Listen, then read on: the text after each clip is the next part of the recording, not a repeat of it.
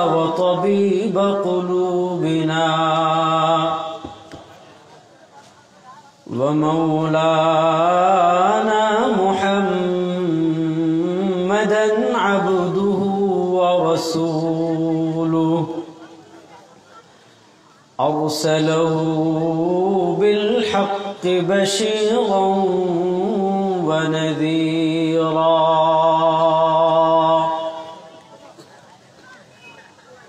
أما بعد فأعوذ بالله من الشيطان الرجيم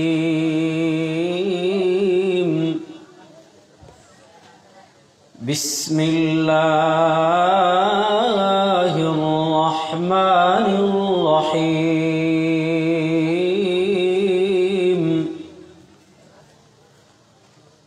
وما كان المؤمنون لينفروا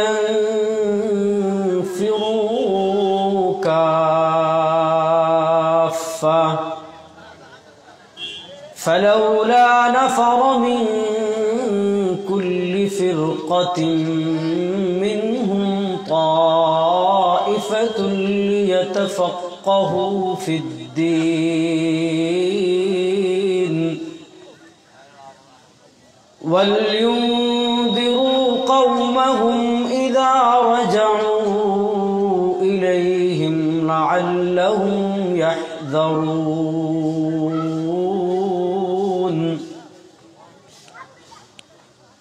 وقال رسول الله صلى الله عليه وسلم إنه من يعش منكم بعدي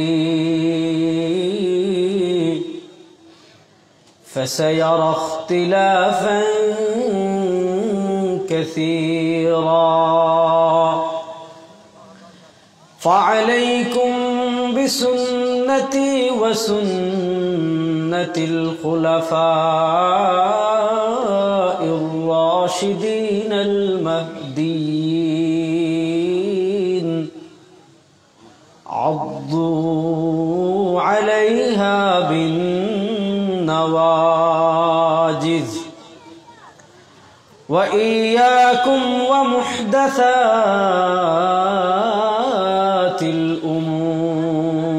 الأمور فإن كل محدثة بدعة وكل بدعة ضلالة وكل ضلالة في النار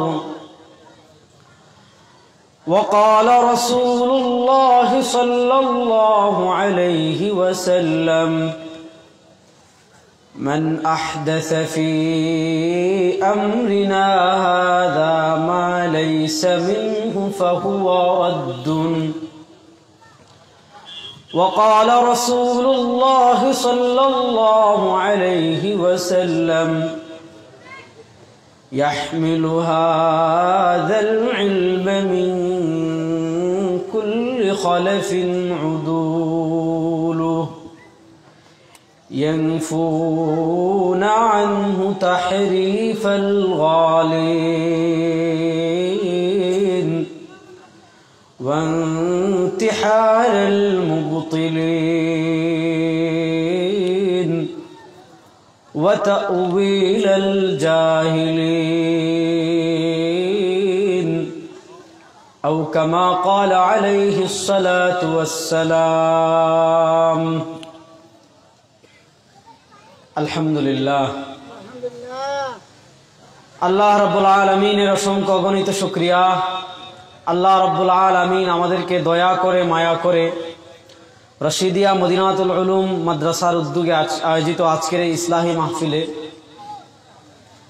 আল্লাহ রাব্বুল আলামিন আমাদেরকে দ্বীনের কিছু কথা বলার এবং দ্বীনের কিছু কথা শোনার নিমিত্তে আল্লাহ রাব্বুল আলামিন আমাদেরকে এই রহমতের সামিয়ানার নিচে এসে বসার তৌফিক দান করেছেন। আমরা সকলেই বলি আলহামদুলিল্লাহ। মুহতারাম হাজিরিন, হযরত ইমাম বুখারী রাহমাতুল্লাহ আলাইহি বুখারী শরীফে একটা হাদিস এনেছেন। হযরত মিরদাস রাদিয়াল্লাহু তাআলা আনহু থেকে বর্ণিত, আল্লাহ রাসূল সাল্লাল্লাহু আলাইহি ওয়াসাল্লাম একদিন সাহাবায়ে কেরামকে নিয়ে আলোচনা করতে গিয়ে এক পর্যায়ে বলেন, হে আমার সাহাবীরা শোনো, ইয়াযহাবুস সালিহুনাল আউয়াল ফাল আউয়াল, যে কিয়ামতের বড় বড় যে ফিতনাগুলো আছে, কিয়ামতের বড় বড় যে আলামতগুলো রয়েছে, কিয়ামতের বড় বড় যে নিদর্শনাবলী রয়েছে, সেই কিয়ামতের বড় বড় নিদর্শনাবলী প্রকাশ হওয়ার আগে আমার উম্মার অবস্থা পৃথিবীতে কেমন হবে, আল্লাহ রাসূল সাল্লাল্লাহু আলাইহি ওয়াসাল্লাম বলেন, ইয়াযহাবুস সালিহুনাল আউয়াল ফাল আউয়াল, আল্লাহর পুণ্যবান বান্দা যারা আছেন, আল্লাহর নিকটবর্তী বান্দা যারা আছেন, আল্লাহর প্রিয় বান্দা যারা আছেন, তারা একের পর এক পৃথিবীতে থেকে চলে যেতে থাকবেন। রাসূলুল্লাহ সাল্লাল্লাহু আলাইহি ওয়াসাল্লাম হাদিসের পরের অংশে বলেন, ইয়াবকা জুফালা কাজুফালাতিশ শাঈরি আও ক্বালা ইত্তামারি, একজন মানুষ গম তোলার পর গমের খোসা যেমন ছুঁড়ে ফেলে, খেজুর খাওয়ার পর খেজুরের বিচি যেমন ছুঁড়ে ফেলে, গমের খোসা খেজুরের বিচির যেমন কোনো দাম নাই, মানুষ যেখানে ইচ্ছা সেখানে ছুঁড়ে ফেলে। আল্লাহ রাসূল সাল্লাল্লাহু আলাইহি ওয়াসাল্লাম বলেন, পৃথিবীতে তখন যে সকল মুসলমান থাকবে তারা হবে জুফালাতুন কাজুফালাতিশ শাঈরি, জুফালাতুন কাজুফালাতিত তামারি, খেজুরের বিচির মতো। ধান কাটার পর যে ইয়েগুলো থাকে, খড়কুটো থাকে, এগুলোর যেমন কোনো দাম নাই, পৃথিবীতে যে সকল মুসলমান থাকবে, মুসলমান শুধু নামে হবে কিন্তু কোনো খামে নাই।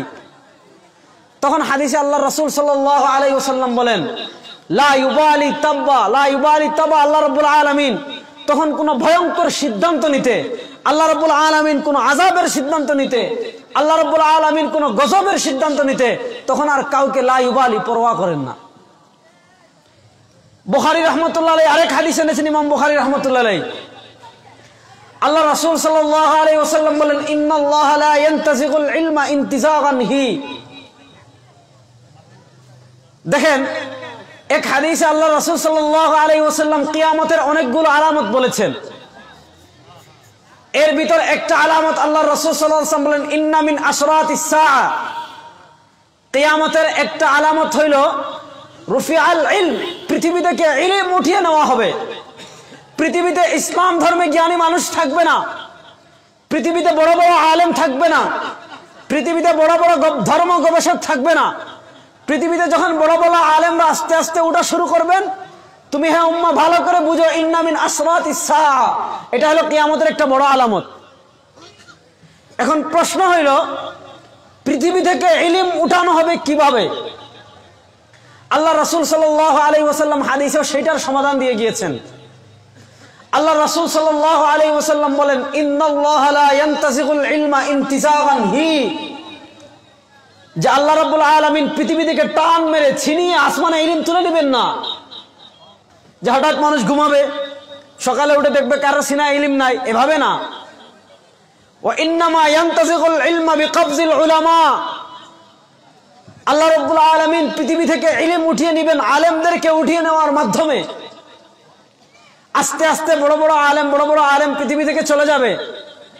মানুষ তখন বড় বড় আলেমদেরকে খুঁজে পাবে না, মানুষ তখন ভালো আলেম খুঁজে পাবে না। কি করবে তখন? ফাত্তাখাযান নাস রুউসান জুহালান, মানুষ তখন মূর্খদের নিজেদের ইমাম মানিয়ে নিবে, মানুষ তখন মূর্খদের নেতাদের নিজেদের অনুসৃত মানিয়ে নিবে, মানুষ তখন মূর্খদের নিজেদের নেতা বানিয়ে নিবে, মানুষ তখন মূর্খদের নিজেদের পীর বানিয়ে নিবে, মানুষ তখন মূর্খদের নিজেদের মুক্তাদা অনুসৃত ব্যক্তি বানিয়ে নিবে। ফাযাল্লু, আল্লাহ রাসূল সাল্লাল্লাহু আলাইহি ওয়াসাল্লাম হাদিসে বলেন, ওই মূর্খ ব্যক্তিরাও গুমরা, ওয়া আযাল্লু, আর তারা অনুসৃত যারা, তার অনুসরণ যারা, ওই পীরের যারা অনুসরণ করবে, ওই মূর্খ আলেমের যারা অনুসরণ করবে, ওই মূর্খ মৌলভীর যারা অনুসরণ করবে, আল্লাহ রাসূল সাল্লাল্লাহু আলাইহি ওয়াসাল্লাম বলেন সেও গুমরা, ওয়া আযাল্লু, এবং মানুষকেও গুমরা করবে। বড় কঠিন হালত, কষ্টে বুকটা ফেটে যায়। এই দেখেন, এক বছরে বাংলাদেশে কতজন বড় আলেম মারা গেছেন। আজকে আমরা দাফন করে আসছি শেখুল হাদিস আল্লামা নূর হুসাইন কাসমি নওয়ারাল্লাহু মারকাদাহু, আল্লাহ তাকে জান্নাতের উচ্চ মাকাম দান করুন, সবাই বলেন আমিন। জাওয়ামিউর রিজাল ছিলেন, আল্লাহ রাব্বুল আলামিন তার মাঝে অনেকগুলো সিফাতের সন্নিবেশ ঘটিয়েছিল। ব্যক্তি গঠনে তিনি অনন্য, তার মাধ্যমে আল্লাহ রাব্বুল আলামিন বাংলাদেশে ইলমার যে খিদমাত নিয়েছেন বিশাল। সিয়াসতের ময়দানে আল্লাহ তার দ্বারা খিদমাত নিয়েছেন, তাসাউফের ময়দানে আল্লাহ তার দ্বারা খিদমাত নিয়েছেন, ইলমের লাইনে আল্লাহ তার দ্বারা খিদমাত নিয়েছেন। আজকে তিনি চলে গেছেন। 2 মাস আগে শেখুল ইসলাম আল্লামা শাহ আহমদ শফি নওয়ারাল্লাহু মারকাদাহু ইন্তেকাল করেছেন। এর আগে আমাদের সিলেটের বরুণার পীর সাহেব ইন্তেকাল করেছেন। এর আগে কুমিল্লার আশরাফ আলী সাহেব ইন্তেকাল করেছেন। আমাদের হবিগঞ্জের মুহাদ্দিস সাহেব শেখুল হাদিস আল্লামা তাফাজ্জুল হক হবিগঞ্জে ইন্তেকাল করেছেন। এর আগে কিশোরগঞ্জের মৌলানা আনোয়ার শাহ রাহিমাহুল্লাহ ইন্তেকাল করেছেন। এই 1 বছরে, এর কিছুদিন আগে লকডাউনের মধ্যে আল্লামা খলিফা মাদানী শেখুল ইসলাম আল্লামা হুসাইন আহমদ মাদানী নওয়ারাল্লাহু মারকাদাহুর সর্বশেষ যে 3 জন খলিফা ছিলেন, শেখুল ইসলাম আল্লামা শাহ আহমদ শফি রহমতুল্লাহ আলাইহি, আল্লামা আব্দুল মুমিন শাহ ইমামবাড়ি রহমতুল্লাহ আলাইহি, তারপর আরেকজন এখন চিটাগাং গেছেন মৌলানা আব্দুল হালিম সাহেব, আমি ওনাকে দেখিনি। 2 জন চলে গেছেন লকডাউনে। মৌলানা আমাদের সিলেটের ইমামবাড়ি শেখ সাহেবুর ইন্তেকাল করেছেন। এই যে আলেমদের চলে যাওয়ার ধারা, এটা দ্বারা কি বুঝায়? যে আল্লাহ রাব্বুল আলামিন আলেমদেরকে তুলে নিচ্ছেন। ফাত্তাখাযান নাস রুউসান জুহালান, মানুষ এখন নিজেদের মূর্খদের নিজেদের নেতা বানিয়ে ফেলবে। রাসূলুল্লাহ সাল্লাল্লাহু আলাইহি ওয়াসাল্লাম আরেক যে হাদিসে বলছেন, ইয়াবকা হুফালা কা হুফালাতি শাঈর, আজকে যারা আছে সব আমাদের মতো ফটকা মৌলবী, ইলম নাই, আমল নাই, কিছুই নাই, ইখলাস নাই, তাকওয়া নাই। যারা সঠিকপন্থী তাদের তাকওয়া নাই, ইখলাস নাই, আর বাতিলপন্থীদের সয়লাবের তো শেষ নাই। কত ধরনের ফিতনা। কিয়ামতের আলামত, কিয়ামতের আলামত প্রকাশ হতে শুরু করেছে। আপনি যদি কিতাবুল ফিতানের হাদিসগুলো নিয়ে চিন্তা করেন আর বর্তমান অবস্থা নিয়ে মিলান, আপনি অবাক হয়ে যাবেন, পেরেশান হয়ে যাবেন। দেখেন পৃথিবীর ইতিহাসে হযরত আদম আলা নবীনা আলাইহিস সালাতু ওয়াস সালাম থেকে শুরু করে আমাদের নবী পর্যন্ত পৃথিবীর ইতিহাসে সবচেয়ে ভয়ঙ্কর যে ফিতনা, সে ফিতনা হলো দাজ্জালের ফিতনা। আল্লাহ রাসূল সাল্লাল্লাহু আলাইহি ওয়াসাল্লাম হাদিসে বলেছেন, মা মিন নবিয়্যিন ইল্লা ওয়াকাদ আনযারা কওমাহু আল-আ'ওয়ার আদ-দাজ্জাল। আমার কথাগুলো ভালো করে শুনবেন। পৃথিবীতে যত নবী এসেছেন, পৃথিবীতে যত রাসূল এসেছেন, প্রত্যেকেই তার সম্প্রদায়কে দাজ্জালের ফিতনা থেকে কি করেছেন? সতর্ক করেছেন। আমাদের রাসূল সাল্লাল্লাহু আলাইহি ওয়াসাল্লাম দাজ্জাল সম্পর্কে সবচেয়ে বেশি তার উম্মাহকে সতর্ক করেছেন। কেন? কারণ তার উম্মাহ দাজ্জালের ফিতনার মুখোমুখি হবে। ভালো করে কথাগুলো শুনেন। তো দাজ্জালের ফিতনা যখন সে পৃথিবীতে আসবে, দাজ্জাল পৃথিবীতে 40 দিন অবস্থান করবে, মাত্র 40 দিন। এর ভিতর একদিন হবে ইয়াউমুন কাসানাতিন ওয়া ইয়াউমুন কাশাহরিন ওয়া ইয়াউমুন কাজুমাতিন। হযরত নওয়াস ইবনে সামান রাদিয়াল্লাহু তাআলা হাদিস, আল্লাহ রাসূল সাল্লাল্লাহু আলাইহি ওয়াসাল্লাম বলেন, দাজ্জাল মুক্তি পেয়ে পৃথিবীতে প্রথম আসার পর ইয়াউমুন কাসানাতিন, একদিন হবে 1 বছরের সমান, ওয়া ইয়াউমুন কাশাহরিন, আরেকদিন হবে 1 মাসের সমান, ওয়া ইয়াউমুন কাজুমাতিন, আর আরেকদিন হবে 1 সপ্তাহের সমান, ও বাকিল ইয়াউম কাল ইয়াউম, আর বাকি যে দিনগুলো আছে সেগুলো আমাদের দিনের মতো। এই অল্প দিনে দাজ্জাল পুরো পৃথিবীতে পুরো পৃথিবী দখল করে নেবে। পুরো পৃথিবী সে দখল করবে। মক্কা মদিনা আরদে মুকাদ্দাসা দখল করতে পারবে না। মক্কা যখন দখল করতে যাবে, মদিনা যখন দখল করতে যাবে, দাজ্জাল দেখবে ফেরেশতারা খুরা তরবারি নিয়ে পাহারা দিচ্ছেন। কথাগুলো শুনেন ভালো করে। তো দাজ্জাল মানুষকে তার আদর্শের দিকে ডাকবে। সে বলবে, আনা রাব্বুকুম ফা'বুদু, হে মানুষ আমি তোমাদের খোদা, আমার ইবাদত করো। লম্বা কাহিনী আমি শেষের দিক থেকে বলতেছি। হে মানুষ আমি তোমাদের খোদা, আমাকে মাবুদ মানো। একদল সম্প্রদায়ের কাছে ফায়াতি ইনদা কওমিন, হযরত নওয়াস ইবনে সামান রাদিয়াল্লাহু তাআলা হাদিস, দাজ্জাল একটা সম্প্রদায়ের কাছে আসবে, আয়েশা বলবে আমি তোমাদের খোদা, আমাকে খোদা মানো। মানবে না। ফাকাতালা রাজুল ফাজাজ্জা জুজাইন, হাদিসে আসছে একজন মানুষকে হত্যা করবে, হত্যা করে 2 টুকরা করে ফেলবে। এরপর নির্দেশ দেবে ফাকমা, দাঁড়া। দাজ্জাল বলবে এই দাঁড়া, এই যে 2 টুকরা মানুষ হয়েছে না, তারে বলবে এই দাঁড়া, ওই লোক জয় লাগে দাঁড়াই যাবে। তখন যাদের অন্তরের ঈমান দুর্বল, যারা প্রকৃতপক্ষে ইখলাসের সাথে ঈমান গ্রহণ করেনি, যাদের ঈমানে সমস্যা ছিল, যাদের আমল ঠিক না, প্রভাবিত হয়ে যাবে। প্রভাবিত হওয়ার পর সবাই গিয়ে দাজ্জালের বাহিনীতে যোগ দিয়ে দিবে, ঈমান যদি দুর্বল হয়। হাদিসে আসছে যে দাজ্জাল যখন আসবে, মাকতুবুন বাইনা আইনাইহি কাফির, যে তার এক চুক তো ডান চুক তো কানা, বাম চুক কানা, তার এই এখানে লেখা থাকবে কাফির। হাদিসে আসছে যে এই যে তার কাফের লেখা, যারা প্রকৃত মুমিন, প্রত্যেক প্রকৃত মুমিন যারা, তারা এই লেখাটা পড়তে পারবে। তারা বলবে, আরে তুই তো কানা দাজ্জাল, তোর ব্যাপারে আমার নবী আমাকে সতর্ক করে গিয়েছেন, পুরো পৃথিবীর মানুষ যদি তোরে খোদা মানে, আমি তোকে খোদা মানবো না। তখন সে তাকে হত্যা করতে চাইবে, কিন্তু পারবে না। এবার আসেন আরেকটা হাদিস শোনাই। দাজ্জাল যখন মদিনায় যাবে, মদিনায় যাওয়ার পর তো মদিনায় প্রবেশ করতে পারবে না, ফিরিস্তারা খোলা তরবারি নিয়ে মদিনা পাহারা দিচ্ছেন। হাদিসে আসছে ফাতারজুফুল মদিনা সালাসা রাজফাত, সে যখন পাহাড়ের উপর আশ্রয় নিবে মদিনা দখল করার জন্য, তারজুফুল মদিনা সালাসা রাজফাত, মদিনা শহরে তখন 3 বার ভূমিকম্প হবে। কয়বার? আমার কথা তো আপনারা বুঝতেছেন, আমার কথাগুলো একটু বুঝবেন, কারণ আমি দেখতে ছোট মানুষ, আমার এলিমও নাই, আমলও নাই, শুধুমাত্র মুজাকারার নিয়তে কিছু কথা বলতেছি। আমার চতুর্পাশে অনেক উলামা ইকরাম আছেন, আমি যদি কোনো ভুল কথা বলি তারা অবশ্যই আমাকে সংশোধন করবেন, একটু ভালো করে শুনবেন। তারজুফুল মদিনা সালাসা রাজফাত, মদিনায় 3টা ভূমিকম্প হবে। ফায়াখরুজুল মুনাফিকুন, মদিনায় তখন মুনাফিকরা থাকবে, মুনাফিকরা বের হয়ে তখন দাজ্জালের বাহিনীতে যোগ দিবে। ওই বাহিনী নিয়ে গিয়ে ঈসা আলাইহিস সালামের সাথে দাজ্জালের চূড়ান্ত যুদ্ধ হবে। আমি দাজ্জালের কাহিনী বলতে চাচ্ছি না, আমি যেটা বলতে চাচ্ছি এটা বোঝানোর মূল মাকসাদ হইল যে দাজ্জালের ফিতনার সময় পৃথিবীতে মানুষ ঈমান হারানোর ফিতনা চলবে, মানুষ ঈমান হারিয়ে ফেলবে। দাজ্জালের সামান্য ম্যাজিক দেখে একটা সম্প্রদায়ের কাছে আসবে, আয়েশা বলবে আমারে খোদা মানো, তারা খোদা মানবে। ফাতামুরুল আরদ ফাতুমতিরু ওয়া তা'মুরুস সামা ফাতুমবিতু, হাদিসে আসছে দাজ্জাল তখন আকাশকে নির্দেশ দিবে, হে আকাশ এই এলাকায় বৃষ্টি হবে। ফাতামুরুস আরদ ফাতুমবিতু, জমিনকে বলবে এই জমি এই এলাকায় ফসল দাও, ফসল হবে। আরেক এলাকায় যাবে, যে এলাকায় খাঁটি মুসলমানরা বসবাস করে, তাদেরকে বলবে আমাকে খোদা মানো, মানবে না। আকাশকে নির্দেশ দিবে বৃষ্টি বন্ধ, জমিনকে নির্দেশ দিবে এলাকা দুর্ভিক্ষ হয়ে যাবে। এই এলাকার পশু গরু ছাগল এগুলা যেগুলা দুধ দোয়ায়, এগুলা যখন বিকেলে ফিরে আসবে দেখবে কোনোটার গায়ে ওলানে কোনো দুধ নাই, শুকাই গেছে, মানুষ ঈমান হারা হয়ে যাবে। তো দাজ্জালের ফিতনার সময় মানুষ যে চূড়ান্তভাবে ঈমান হারিয়ে ফেলবে সামান্য, এর একটা বাস্তব প্রমাণ আমাদের সমানে বর্তমানে চলে আসছে। কথাটা আমি বুঝাইতে পারি নাই? এর একটা স্বরূপ প্রমাণ আমাদের সমানে চলে আসছে। দেখেন মানুষ আজকে কিভাবে ঈমান হারাচ্ছে। দেখেন আজকে একজন মানুষের কাছে তার ঈমানের চেয়ে, একজন মানুষের কাছে তার আমলের চেয়ে, একজন মানুষের কাছে তার ইসলাম ধর্মের চেয়ে, একজন মানুষের কাছে তার বিশ্ব নবীর চেয়ে তার নেতার দাম বড় হয়ে গেছে না? দেখেন তার নেতা কোনো ম্যাজিক নেতা না,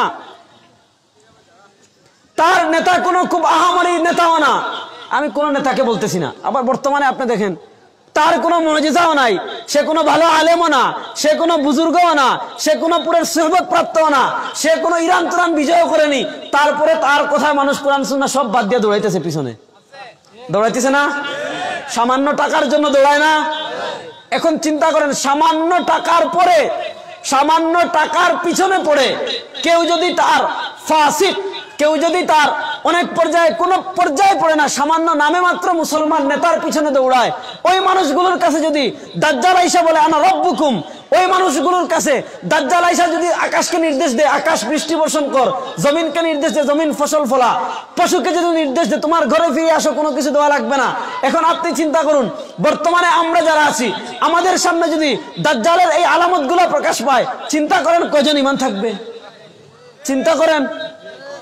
যদি এই ফিতনা এখন চলে আসে, আল্লাহ না করুক, আল্লাহ রাসূল সাল্লাল্লাহু আলাইহি ওয়াসাল্লাম প্রত্যেক নামাজের পর দোয়া করতেন, আল্লাহুম্মা ইন্নী আউযু বিকা মিন ফিতনাতিল মাহইয়া ওয়াল মামাত ওয়া আউযু বিকা মিন ফিতনাতিল মাসীহিদ দাজ্জাল।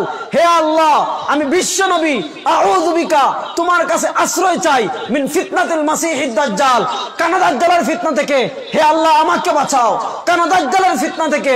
হে আল্লাহ, আমি তোমার কাছে আশ্রয় চাই। রাসূলুল্লাহ সাল্লাল্লাহু আলাইহি ওয়াসাল্লাম উম্মাহকে বলে গিয়েছেন, হে আমার উম্মাহ, ইয়াখরুজ ওয়া আনা ফীকুম ফাআনা হাজিজু।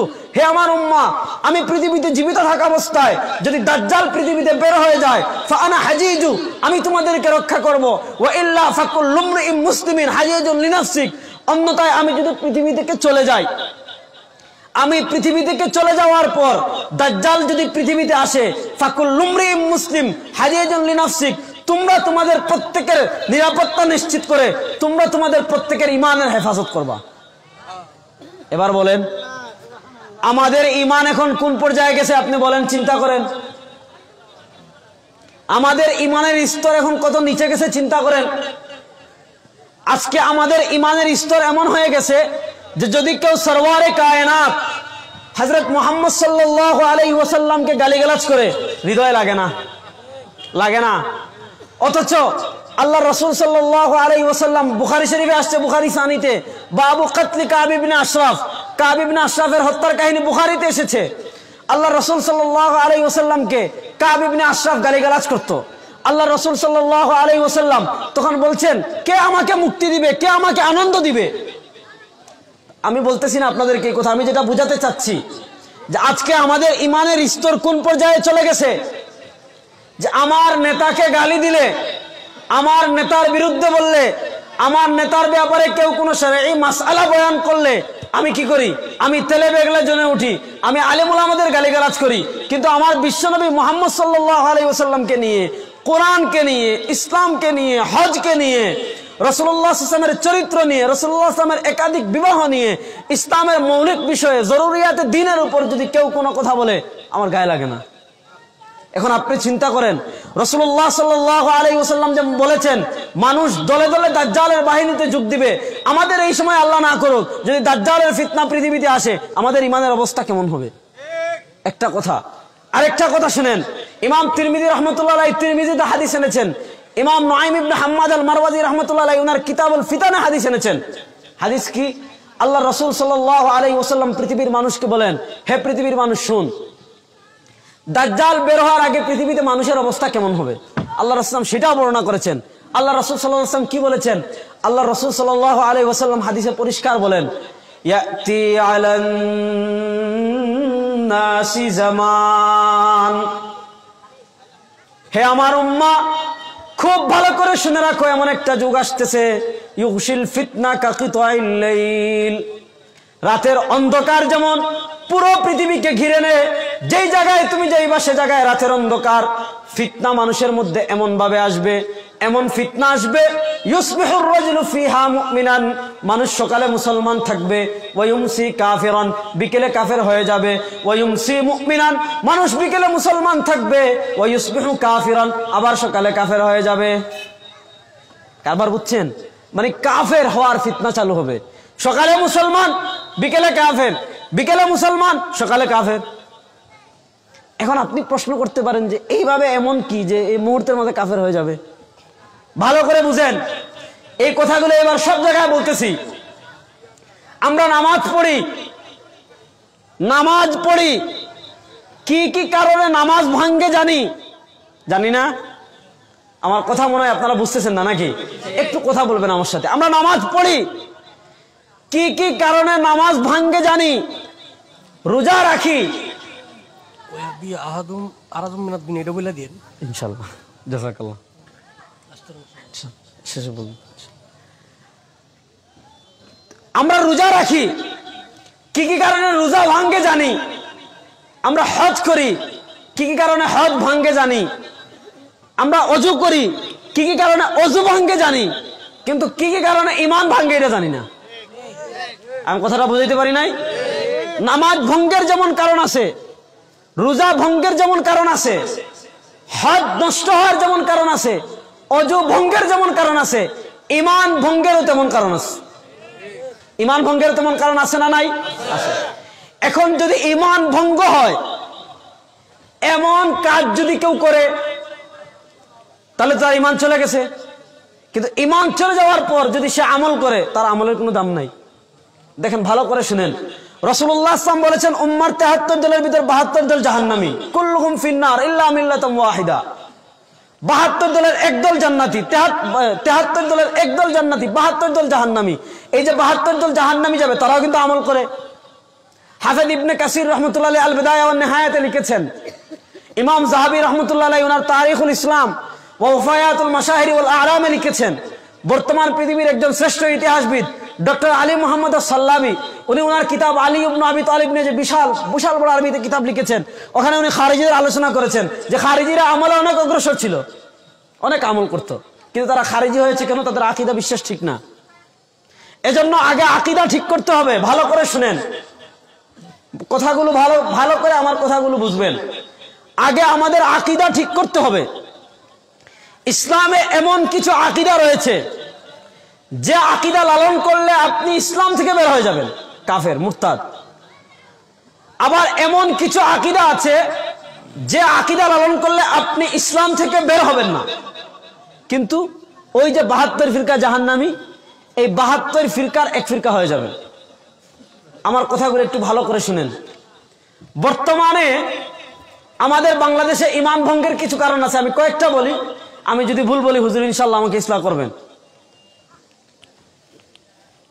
ঈমান ভঙ্গের এক অন্যতম কারণ হলো আশিরকু ফিল্লাহ, আল্লাহর সাথে শিরিক করা।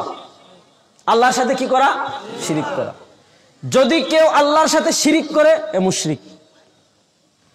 মাওলানা মনজুর নোমানী রাহমাতুল্লাহ আলাইহি উপমহাদেশের একজন বিখ্যাত আলেম ছিলেন, অনেক বড় আলেম, অনেক বড় রাজনীতিবিদ ছিলেন। উনি একটা কিতাব লিখেছেন কালেমায়ে তয়্যিবা কি হাকিকত, এখানে উনি আলোচনা করেছেন এবং ফাতহুল মুলিমে উনি আলোচনা করেছেন যে মুসলমান, কাফেরের শিরিকের কথা বলতেছি না, মুসলমান দুইভাবে শিরিক করে ঈমান ভাঙে। একটা হলো শিরিক ফিল ইবাদা, আর একটা হলো শিরিক ফিল ইস্তিআনা। শিরিক ফিল ইবাদা, শিরিক ফিল ইবাদা মানে কি? ইবাদতের মধ্যে শিরিক। যদি আপনি আল্লাহ ছাড়া অন্য কারো ইবাদত করেন,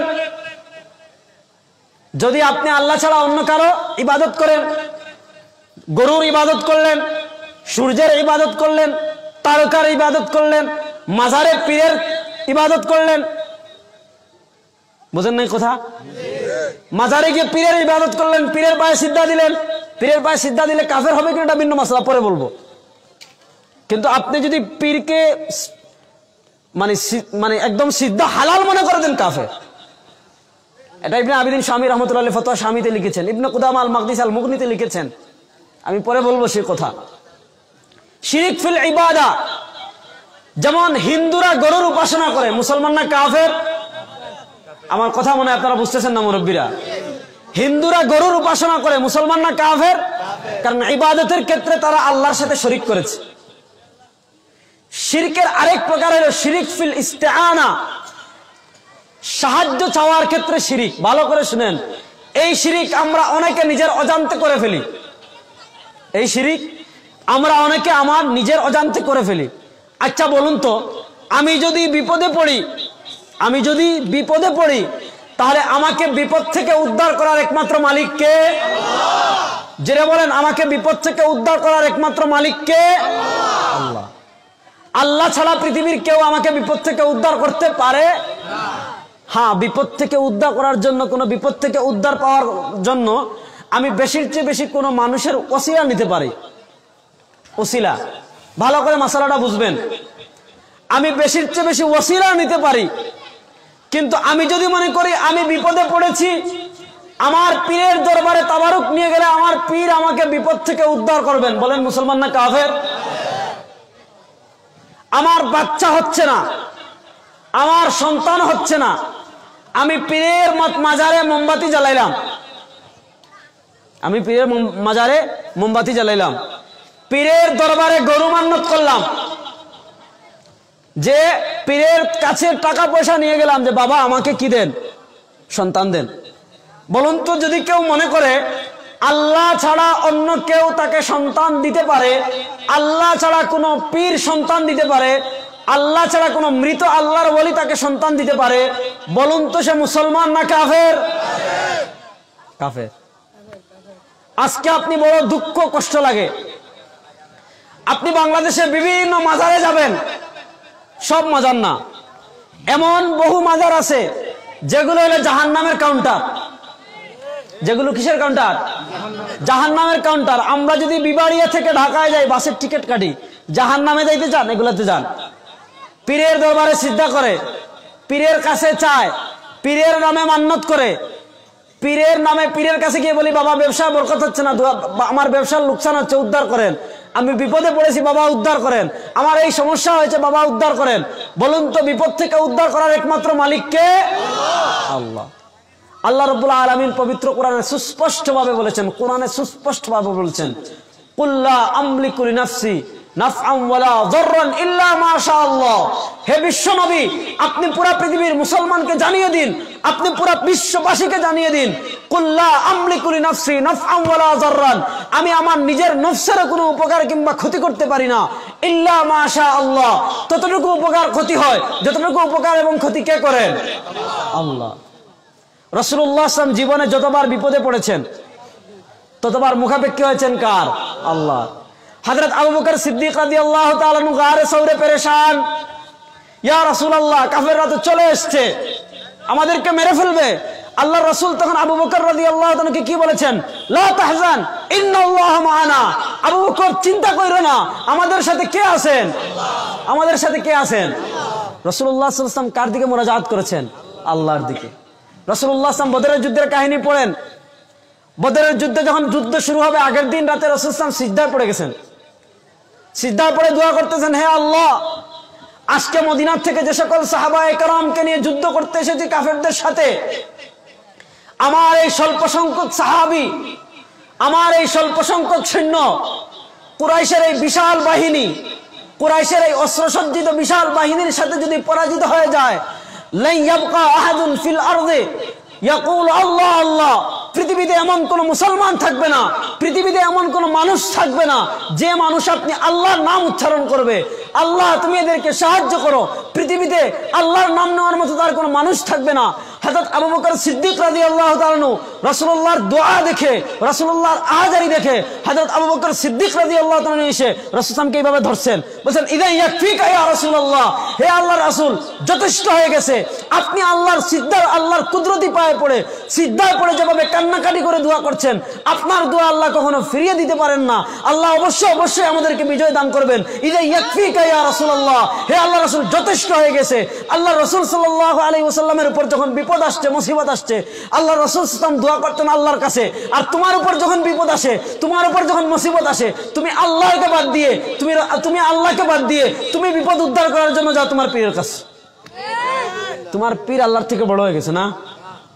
আল্লাহ রাব্বুল আলামিন তিরমিজি শরীফের সহিহ হাদিস, আল্লাহ রাসূল সাল্লাল্লাহু আলাইহি ওয়াসাল্লাম বলেন, আল্লাহ তাআলা প্রত্যেক রাতে পৃথিবীর নিকটবর্তী আসমানে আসেন, আয়েশা বলেন আলা মিন মুস্তাগফিরিন ফাগফির লাহ, আলা মিন মুস্তাগফিরিন ফারযুকাহ, আছো কি কোনো রিজিক প্রাপ্তি, রিজিকের জন্য হন্য হয়ে পুরো পৃথিবী ঘুরছো, আমার কাছে আসো আমি তোমাকে রিজিক দিব। আলা মিন মুস্তারজিকিন, আলা মিন মুস্তারজিকিন ফারযুকা, আলা মিন মুস্তাগফিরিন ফাগফির লাহ, আছো কি কোনো গুনাহগার, গুনাহের অতলান্ত আধারে হারিয়ে গিয়েছো, গুনাহের কারণে সামনে জাহান্নাম ছাড়া আর কিছুই দেখো না, গুনাহের কারণে তোমার জীবন সম্পর্কে তুমি নিরাশ হয়ে গিয়েছো, আসো আলা আমি মুস্তাগফিরিন, আছো কি কোনো ক্ষমা প্রাপ্তি, আমার কাছে ক্ষমা চাও, আমি তোমাদেরকে মাফ করে দিব।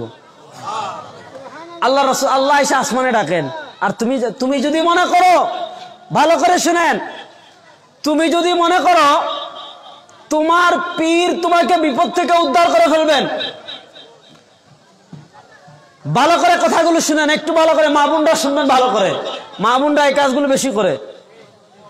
তুমি যদি মনে করো তোমার পীর তোমাকে বিপদ থেকে উদ্ধার করে ফেলবে, তোমার পীর তোমাকে বাচ্চা দিয়ে দিবে, তোমার ব্যবসায় লোকসান হচ্ছে পীর বাবা কাটিয়ে দিবে, পরিষ্কার কথা, ঈমান হারা হয়ে জাহান্নামী, কাফের। দেখেন আমরা পীর আলীর বিরুদ্ধে না, আপনি পীর ধরতে পারেন, কিন্তু পীর এমন হতে হবে যে পীর তোমাকে জান্নাতের পথে কি করবে, পথ প্রদর্শন করবে।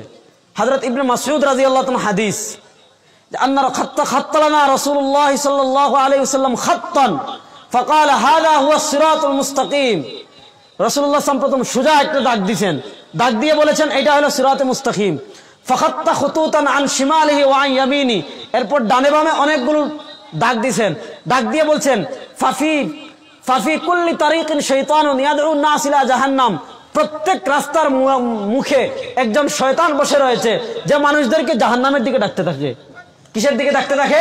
জাহান্নামের দিকে। তাহলে আপনার পীর যদি আপনাকে কোরআন সুন্নাহ অনুযায়ী জান্নাতের পথ প্রদর্শন করে, তাহলে এমন পীরের কাছে মুরিদ হইতে কোনো সমস্যা নাই। কিন্তু পীর যদি এমন হয় নামাজ পড়ে না, পীর এমন নামাজ পড়ে না, পীর এমন গান বাজনা করে, পীর এমন বিড়ি খায়, পীর এমন দাড়ি কাটে, বলে কি তখন কি বলে জানেন? শুনেন, এটা ডায়লগ আছে, আপনাদের ব্রাহ্মণবাড়িয়াও থাকতে পারে, ওই চিটাগাঙ্গের দিকে বেশি, বা আমাদের সিলেটেও আছে কিছু কিছু। বলে কি যে এগুলা মনে করেন গান বাজনা, এগুলা হলো মারে, শরীয়তে হারাম। শরীয়তে কি হারাম? এটা মারে হতে জায়েজ। কিসে জায়েজ?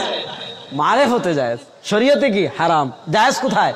তো আপনি তাকে বলবেন ভাই, তাকে সহজ প্রশ্ন করবেন, মানুষের গু শরীয়তে খাওয়া হালাল না হারাম? মারেফতে খা, মারেফতে হালাল করে খা। বুঝেন না? গরুর গোবর খাওয়া হালাল না হারাম? শরীয়তে হালাল, মারেফতেও হারাম। দেখেন, শরীয়ত মারেফত ভিন্ন না।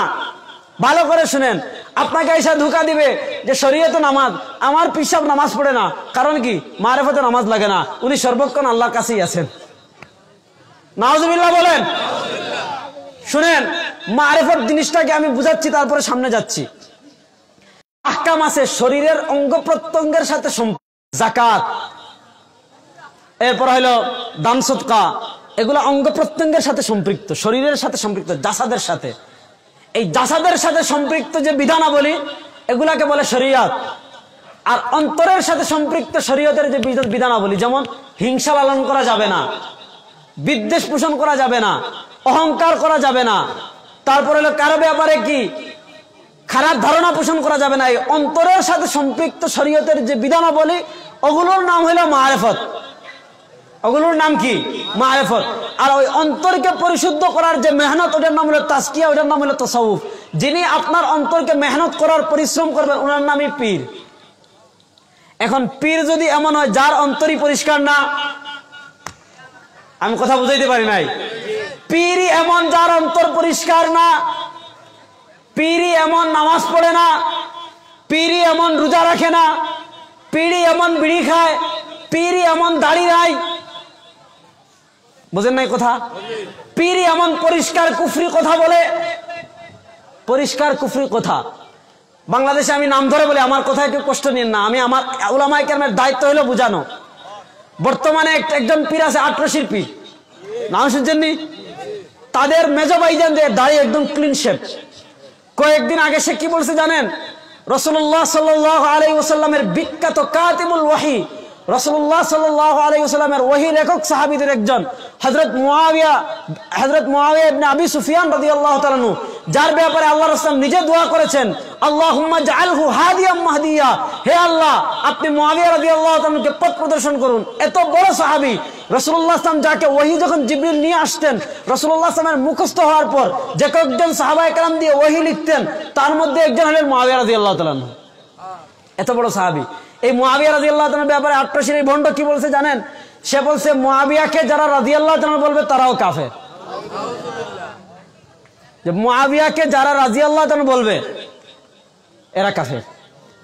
এবার বলুন তো, কোন পীর যদি মুআবিয়া রাদিয়াল্লাহু তাআলাকে রাদিয়াল্লাহু তাআলা বলার কারণে মুসলমানদেরকে কাফের বলে, আমি বলি তুই এর চেয়ে বড় কাফের। ভালো করে শুনেন, কোন সাহাবায়ে কেরামকে গালি দেওয়া হারাম, কোন সাহাবায়ে কেরামের সমালোচনা করা সুস্পষ্ট হারাম। ইমাম বুখারী রাহমাতুল্লাহ আলাইহি বুখারী শরীফে হাদিস এনেছেন, লা তাসুব্বু আসহাবি, সাবধান আমার উম্মাহ, কোন সাহাবাকে কখনো গালি দিবে না। ফাওয়াল্লাযী নাফসু মুহাম্মাদিন বিয়াদি লাউ আনফাকা আহাদুকুম মিসলা উহুদিন যাহাবান ফামা বালাগাত মুদ্দা আহাদিহিম ওয়ালা নাসিফা। তোমরা পৃথিবীর কেউ যদি উহুদ পাহাড় পরিমাণ স্বর্ণের মালিক হয়ে যাও, আর সেই উহুদ পাহাড় পরিমাণ স্বর্ণ যদি আল্লাহ রাস্তায় দান করে দাও, একজন সাহাবী এক মুষ্টি চাল, একটা খেজুর আল্লাহ রাস্তায় দিয়ে যে সওয়াব লাভ করেছেন, তুমি উহুদ পাহাড় পরিমাণ স্বর্ণ দিয়েও সেই সওয়াব লাভ করতে পারবে না। আর আজকের এই ভণ্ড পীরেরা আয়েশকে রাসূলের স্লোগান দিয়ে, এই ভণ্ড পীরেরা রাসূলের সামনে মুহাব্বতের স্লোগান দিয়ে, মুখে মুখে সারাদিন হুব্বে রাসূলের স্লোগান দিয়ে হযরত মুআবিয়া রাদিয়াল্লাহু তাআলাকে কাফের মনে করে, হযরত মুআবিয়া রাদিয়াল্লাহু তাআলাকে কাফের মনে করে। এবার বলুন তো, আপনার কাছে মুআবিয়া রাদিয়াল্লাহু তাআলার সম্মান বেশি নাকি আপনার পীরের সম্মান বেশি? মুআবিয়া রাদিয়াল্লাহু তাআলা। এখন আপনি যদি আপনার পীরকে বাঁচাতে গিয়ে ধামাচাপা দেন, আপনি যদি ইনিয়ে বিনিয়ে আপনার পীরকে সমর্থন করেন, এরপরে যদি আপনি এই পীরের সাথে সম্পর্ক রাখেন, চিন্তা করেন যদি দাজ্জাল বের হয় আপনার ইমানের কি অবস্থা হবে। এজন্য খুব ভালো করে শুনবেন, বর্তমান বাংলাদেশের সবচেয়ে বেশি কুসংস্কার হইল কবর কেন্দ্রিক। ভালো করে শুনেন, বর্তমানে বাংলাদেশের সবচেয়ে বেশি কুসংস্কার হইল কবর কেন্দ্রিক।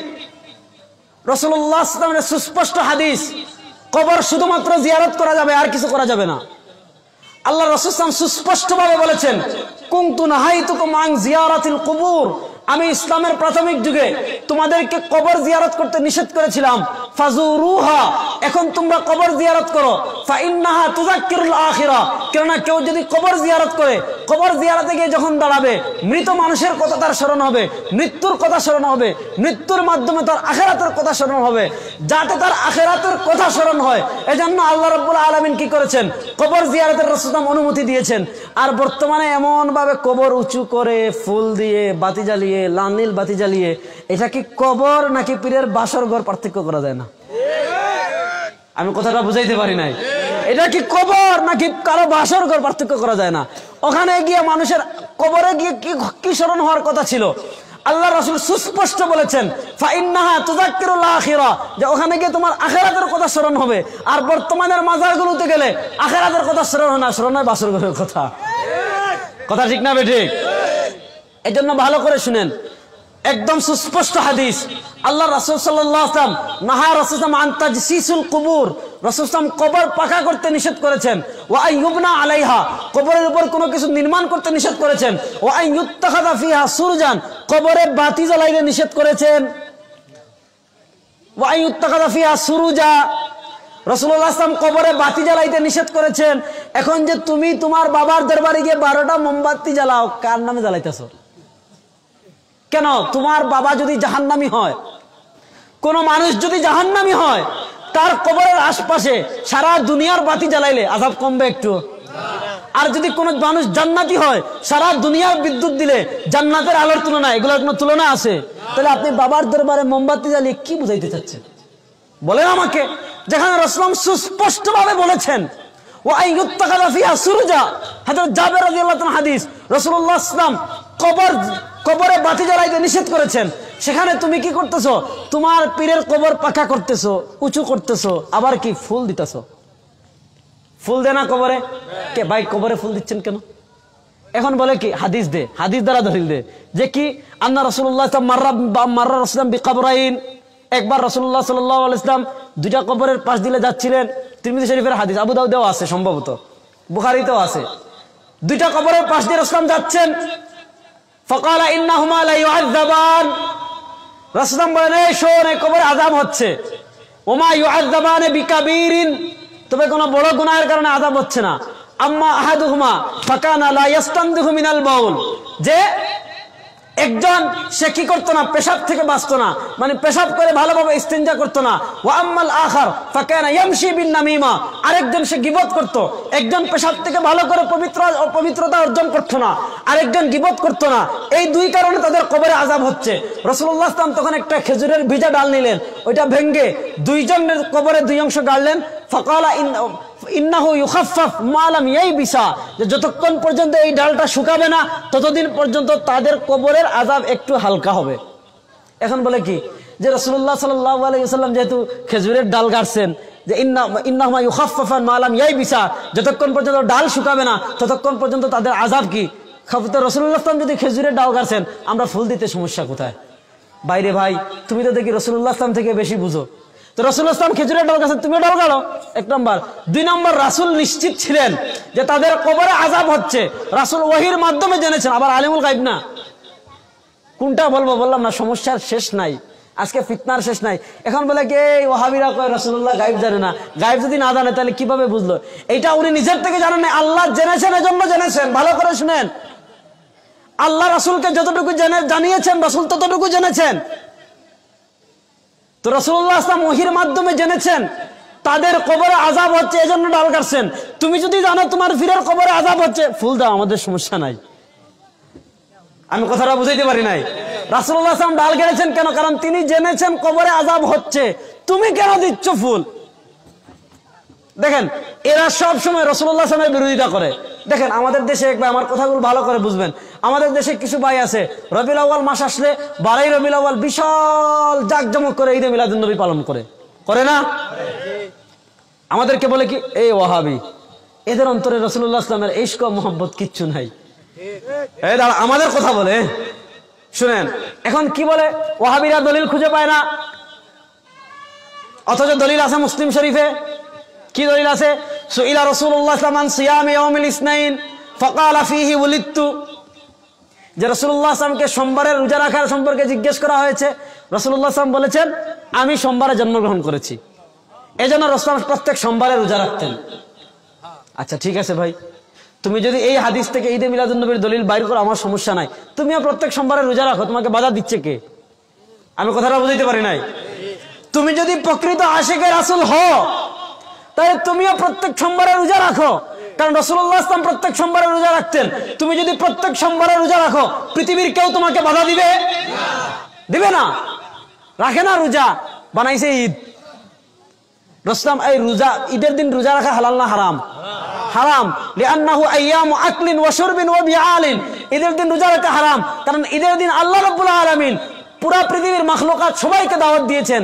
আল্লাহর মেজবান করা যারা ধনী তারা আল্লাহর মেজবান, পৃথিবীর দরিদ্র যারা আছে সবাইকে তারা এই দিন খাওয়াবে। এজন্য দিন রোজা রাখা হারাম, এই দিন পান করা, এই দিন হলো আইয়ামু আকলিন ওয়া শুরবিন ওয়া বিআলিন। রাসূলুল্লাহ সাল্লাল্লাহু আলাইহি ওয়াসাল্লাম রাখলেন রোজা, আর তুমি রোজারে বানাই দিয়েছো ঈদের দিন। 1 নম্বর। 2 নম্বর, রাসূলুল্লাহ সাল্লাল্লাহু আলাইহি ওয়াসাল্লাম রাখতেন প্রত্যেক সোমবারের রোজা, রাসূলুল্লাহ সাল্লাল্লাহু আলাইহি ওয়াসাল্লাম 12 রবিউল আউয়াল রোজা রাখছেন। দেখান আমারে একটা জয়ীফ হাদিস, দেখান। সহিহ হাদিস দরকার নাই, জয়ীফ হাদিস দেখান আমারে। রাসূলুল্লাহ সাল্লাল্লাহু আলাইহি ওয়াসাল্লাম প্রত্যেক সোমবারে রোজা রাখতেন, সমস্যা নাই, আপনি প্রত্যেক সোমবারে রোজা রাখেন, আমার কোনো আপত্তি নাই। কিন্তু তুমি নিজের পক্ষ থেকে ঈদ বানাইতে গেলা কেন? মুসান্নাফে আব্দুর রাজ্জাকের হাদিস, আল্লাহ রাসূল সাল্লাল্লাহু আলাইহি ওয়াসাল্লাম বলেছেন লা তাত্তাখিযু ইয়াওমান ঈদা, হে আমার উম্মাহ সাবধান, লা তাত্তাখিযু ইয়াওমান ঈদা, তোমরা নিজের পক্ষ থেকে কোনো দিনকে কখনো ঈদ বানায়ো না। সুস্পষ্ট নিষেধ, লা তাত্তাখিযু ইয়াওমান ঈদা, সাবধান, কখনো নিজের পক্ষ থেকে কোন দিনকে ঈদ বানাবে না। এই হাদিসের ব্যাখ্যা করেছেন আল্লামা ইবনে রাজব হাম্বলী রাহমাতুল্লাহ আলাইহি লাতাইফুল মাআরিফে। কি ব্যাখ্যা করেছেন? যে মুসলমানদের শারঈ ঈদ হলো দুইটা, ঈদুল ফিতর, ঈদুল আজহা। আর শাব্দিক অর্থে রাসূলুল্লাহ সাল্লাল্লাহু আলাইহি ওয়াসাল্লাম আরাফার দিনকে আর জুমার দিনকে ঈদ বলেছেন। কি বলেছেন? আরাফার দিনকে আর জুমার দিনকে। এই আরাফার দিন, জুমার ঈদ, আর এই দুই ঈদ ছাড়া আর কোন ঈদ উম্মার পক্ষে বানানো রাসূল নিষেধ করেছেন। লা তাত্তাখিযু ইয়াওমান ঈদা, রাসূলুল্লাহ সাল্লাল্লাহু আলাইহি ওয়াসাল্লাম নিষেধ করলেন। তুমি বানাইলা ঈদ, রাসূলুল্লাহ সাল্লাল্লাহু আলাইহি ওয়াসাল্লাম রাখছেন রোজা, তুমি বানাইলা ঈদ। রাসূলুল্লাহ সাল্লাল্লাহু আলাইহি ওয়াসাল্লাম রাখতেন প্রত্যেক সোমবারের রোজা, আর তুমি বছরে মাত্র একদিন।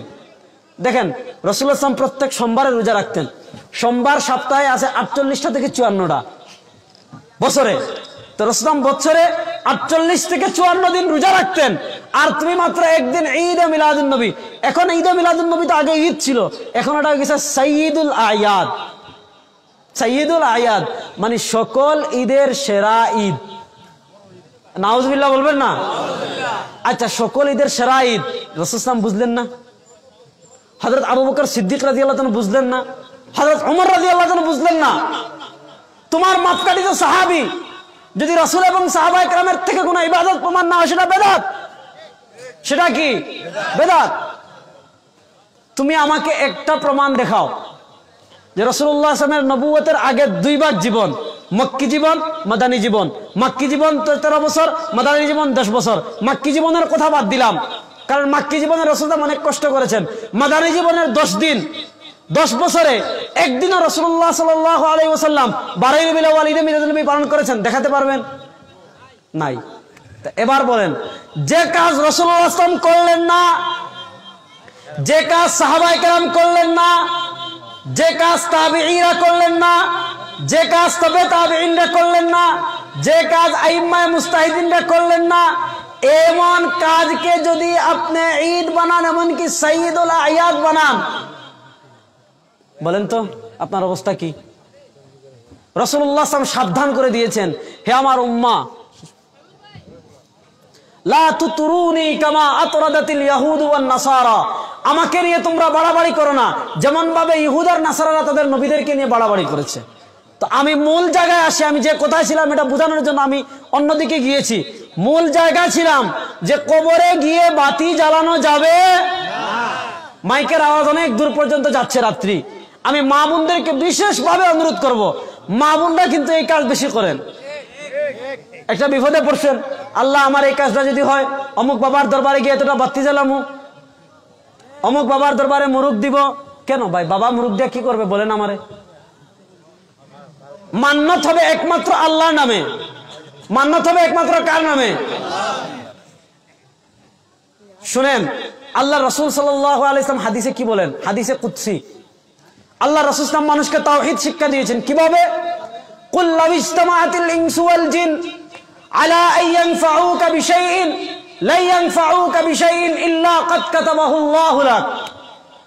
পৃথিবীর সব মানুষ, পৃথিবীর সব জিন যদি একত্রিত হয় যে সবাই মিলে আপনার কোনো উপকার করতে পারবে, লা ইয়ানফাউকা বিশাইইন ইল্লা ক্বাদ কাতাবাহু আল্লাহু লাক, পৃথিবীর সব মানুষ, পৃথিবীর সব জিন মিলে আপনার কোনো উপকার করতে পারবে না, ততটুকু উপকার করতে পারবে যতটুকু উপকার আল্লাহ রাব্বুল আলামিন তাকদীরে লিখে রেখেছেন। ওয়ালা ইজতামাআতিল ইনসু ওয়াল জিন্নু আলা আন ইয়াযুররুকা বিশাইইন, পৃথিবীর সকল মানুষ, সকল জিন যদি একত্রিত হয়ে যায় যে আপনার কোনো বিশাল ক্ষতি করতে, লা ইয়াযুররুকা বিশাইইন ইল্লা ক্বাদ কাতাবাহু আল্লাহু লাক, পৃথিবীর সকল মানুষ, সকল জিন মিলে আপনার কোনো ক্ষতি করতে পারবে না, ততটুকু ক্ষতি করতে পারবে যতটুকু ক্ষতি আল্লাহ রাব্বুল আলামিন তাকদীরে লিখে রেখেছেন। ঠিক আছে না? তাহলে তাকদীরের মালিক কার কাছে? তাকদীরের মালিক কে? আল্লাহ রাব্বুল আলামিন হাদিসে বলেছেন কি? কলবুল মুমিন বাইনা আসাবির রহমান ইউকাল্লিবু কাইফা শা, যে মানুষের কলব আল্লাহ রাব্বুল আলামিনের আঙ্গুলের মাঝে রয়েছেন, ইউকাল্লিবু কাইফা শা, যেভাবে ইচ্ছা মানুষের তাকদীর তিনি পরিবর্তন করতে পারবেন। এই জন্য পৃথিবীর কোন পীর, পৃথিবীর কোন বুজুর্গ, পৃথিবীর কোন আল্লাহ যত বড় আল্লাহর ওলি হন, যত বড় আল্লাহর ওলি, কিন্তু কোন মানুষের তাকদীর পরিবর্তন করতে পারবেন? এই জন্য আপনার আকীদা বিশ্বাস ঠিক রাখতে হবে। এখন মানুষ আমাদের সমাজে কত ভাবে, পৃথিবীর আজকে আমাদের সমাজে কত ভাবে কুসংস্কার। এজন্য আমি আপনাদের কাছে অনুরোধ করব, দাজ্জাল বের হওয়ার আগে মানুষের ইমানে ভেজাল ঢুকে যাবে। এখন যে মানুষ তার পীর মরে কবরে, দেখেন নবীগণ কবরে জীবিত, নবীগণ কবরে জীবিত, কিন্তু পীররা কবরে জীবিত, কোনো সহিহ হাদিস নাই। ভালো করে শুনেন। তো এখন তুমি তোমার মনে করছো তোমার পীর কবরে জীবিত, উনি মৃত কবরে, তাকে তুমি মুখতারে কুল বানিয়ে ফেলতেছো যে আমার পীর আমাকে বিপদ থেকে উদ্ধার করবে। এবং তার পীর মারার সময় ওসিয়ত করে যায়, অনেক পীর আছে যে তোমাদের ভালো মন্দ আমার হাতে রাখিয়া গেলাম, বাবারা তোমরা চিন্তা করবে না। নাউজুবিল্লাহ বলবেন না? এই মানুষের ভালো মন্দ কার হাতে? একটু জুড়ে আল্লাহর নাম বলেন। মানুষের ভালো মন্দ কার হাতে? এখন কোন মানুষ যদি বিশ্বাস করে আমার ভালো মন্দ আমার পীরের হাতে, মুসলমান না কাফের?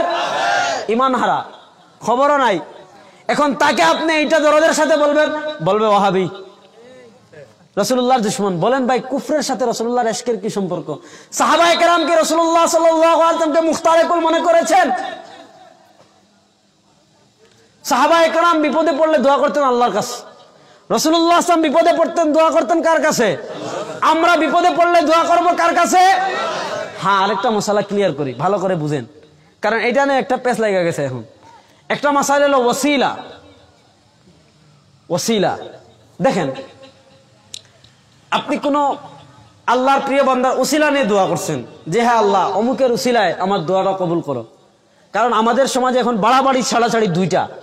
একদল এমন আছে বললাম যে একদম পীরে ক্ষুধার স্তরে নিয়ে গেছে। আরেক দল এমন আছে হেরা ওসিলারই শিরিক বলে, যেটা ওসিলা শিরিক। আপনি ওসিলা দিয়ে দোয়া করতে পারেন। আপনি ওসিলা দিয়ে কি করতে পারেন?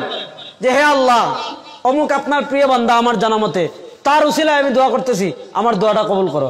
উসিলা দেওয়া ফরজ না ওয়াজিব না।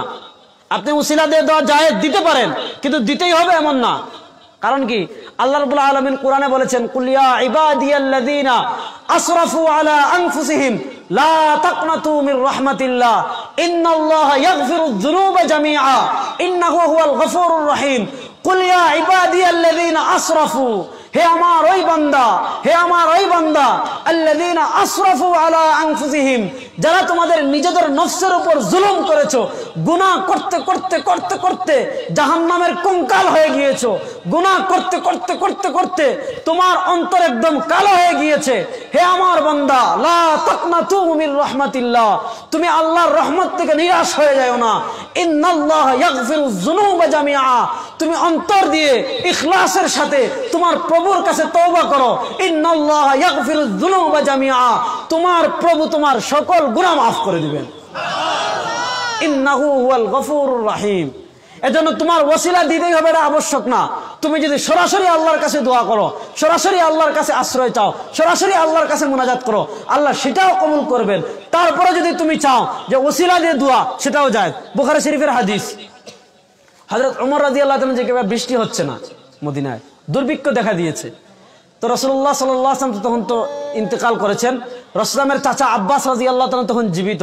হযরত ওমর রাদিয়াল্লাহু তাআলা তখন আব্বাস রাদিয়াল্লাহু থেকে নিয়ে আসছেন। আয়েশা বৃষ্টি সালাতুল ইস্তিসকা পড়েছেন, ইস্তিসকা পড়ে দোয়া করেছেন, আল্লাহুম্মা ইন্না নাতাওয়াসসালু ইলাইকা বিআম্মি নাবিয়িনা আব্বাস। হে আল্লাহ, রাসূলুল্লাহ সাল্লাল্লাহু আলাইহি ওয়াসাল্লামের চাচা হযরত আব্বাস ইবনে আব্দুল মুত্তালিবের ওসিলা নিয়ে আপনার কাছে দোয়া করতেছি, পৃথিবীতে বর্ষণ করুন, পৃথিবীতে বৃষ্টি দিন। হাদিসে আসছে হযরত ওমর রাদিয়াল্লাহু তাআলা আনহু দোয়া করার সাথে সাথে মদিনায় বৃষ্টি বর্ষণ শুরু হয়ে গেছে। দেখেন, এখানে ওমর রাদিয়াল্লাহু তাআলা দোয়া করেছেন কার ওসিলায়? আব্দুল্লাহ ইবনে আব্বাস না, আব্বাস রাদিয়াল্লাহু তাআলা ওসিলায়, আব্বাস রাদিয়াল্লাহু তাআলা ওসিলায়। তো আপনি যদি মনে করেন জীবিত বা মৃত ব্যক্তির ওসিলা দেওয়া দিয়ে দোয়া করা যায়, সমস্যা নাই। ওসিলার 3 সূরত আছে, এখানে বিস্তারিত আলোচনা করার আজকে সুযোগ নাই, যেহেতু সময় শেষ। আপনি বেশির চেয়ে বেশি ওসিলা দিতে পারেন, ঠিক আছে না? কিন্তু আপনার পীর সরাসরি আপনার কোনো উপকার করতে পারবে না, ক্ষতিও করতে পারবে না। এই পীরের মাধ্যমে আমাদের দেশে শিরিক বেশি হচ্ছে। এখন অনেক মানুষ, বড় কষ্ট লাগে, দুঃখ লাগে। সবচেয়ে গুরুত্বপূর্ণ হলো ঈমান। সবচেয়ে গুরুত্বপূর্ণ কি? ঈমান। যদি কেউ জাররা পরিমাণ ঈমান নিয়ে কবরে যেতে পারে, জাররা পরিমাণ, সরষের দানা পরিমাণ ঈমান নিয়ে কেউ কবরে যেতে পারে, আল্লাহ রাব্বুল আলামিন রাসূলুল্লাহ সাল্লাল্লাহু আলাইহি ওয়াসাল্লামের সুপারিশে তাকে জাহান্নাম থেকে বের করে জান্নাতের একটা, এটা মুসলিমের লম্বা হাদিস, আমি পুরোটা শোনাচ্ছি না। জান্নাতের একটা নদী আছে, যে নদীর নাম নাহরে হায়াত, জীবন নদী। সেই নদীতে গোসল করিয়ে আল্লাহ রাব্বুল আলামিন তাকে বলবেন, ইয়া আব্দি তামান্নি, হে বান্দা আমার কাছে চা, তুই আমার কাছে যা চাইবে আমি তোকে তা দান করব, যা চাইবি তা দান করব। তো যে ব্যক্তি জাররা পরিমাণ ঈমান নিয়ে কবরে যাবে, সেও একদিন না একদিন জান্নাতে আসবে। যদি ঈমান নিয়ে কবরে যেতে না পারেন, ইন্নাল্লাহা লা ইয়াগফিরু আন ইউশরাকা বিহি ওয়া ইয়াগফিরু মা দুনা যালিকা লিমান ইয়াশা। আল্লাহ কখনো শিরিক ক্ষমা করেন না। মুসলমান না হইলে শিরিক আল্লাহ কখনো ক্ষমা করেন না, ইল্লা ইয়াশা আল্লাহ। শিরিক ছাড়া তুমি যত কবিরা গুনাহ করো, আল্লাহ রাব্বুল আলামিন চাইলে যে কোনো উসিলায় কখনো কোনো উসিলা ছাড়াও আল্লাহ রাব্বুল আলামিন তোমাকে মাফ করে দিবেন। শাফাআত তো আছে, রাসূল সাল্লাল্লাহু আলাইহি ওয়াসাল্লামের সহিহ হাদিস, আল্লাহ রাসূল সাল্লাল্লাহু আলাইহি ওয়াসাল্লাম বলেছেন, শাফাআতি লি আহলিল কাবায়ের মিন উম্মতি, আমার উম্মতের কবিরা গুনাহ যারা, আমার শাফাআত, আমার বড় শাফাআত আমি তাদের জন্য বরাদ্দ করে রেখেছি। আমি কিয়ামতের দিন সমস্ত নবীরাও যখন শাফাআত করার কি পাবেন না, শাফাআত করতে আগ্রহী হবেন না, রাসূলুল্লাহ সাল্লাল্লাহু আলাইহি ওয়াসাল্লাম তখন সিজদায় পড়ে যাবেন। আল্লাহ রাব্বুল আলামিন তখন রাসূলুল্লাহ সাল্লাল্লাহু আলাইহি ওয়াসাল্লামকে বলবেন, ইয়া মুহাম্মদ ইরফা রাসাক, হে মুহাম্মদ, হে বিশ্ব নবী, হে আমার পিয়ারা হাবিব, ইরফা রাসাক, মাথা তুলুন, সাল সাতুতা ওয়াশফা তুশাফা, আপনি আমার কাছে চান, আপনি যা চাইবেন আমি আপনাকে তা দান করব। ইশফা তুশাফা, আপনি আমার কাছে সুপারিশ করুন, আমি আপনার সুপারিশ কবুল করব। আল্লাহ রাসূল সাল্লাল্লাহু আলাইহি ওয়াসাল্লাম তার উম্মার জন্য সিজদায় পড়ে যাবেন, ইয়া রাব্বি উম্মতি উম্মতি।